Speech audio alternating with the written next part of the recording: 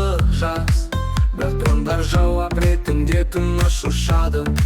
Жаңа адам әлемді басқарады. Иронистіңді қателерде серуендейді. Және ол адамдардың смартфонға қалай батып кеткенін көреді. Ән шарап қайда, көңілдегі қуаныш қайда? Сіз зындандағы құлдар сияқты көлеңкеде өмір сүресіз.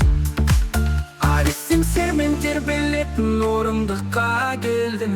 Мен соғыстың күш екенін көрсетуді шештім. Бірақ залдағы спорттық шорт киген жігіттер турникте қария маған бірдеңе көрсет.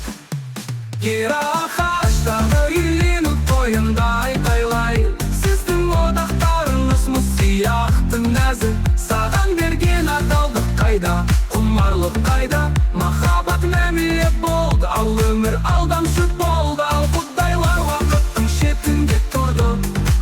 Ұрпағына мұңайып қарап. Біз сенің рухың едік, енді тек символ. Біз адамдар кемдегенде кейдесте сақтыңыз. Осылайша ежелгі құдайлар достар. Біз жаңа күннің логикасына тап болдық. Біреулер күледі, біреулер жылайды. Бұл түстінде тұрғаны жақсы болар еді. Құдайлар уақыттың шетінде тұрды.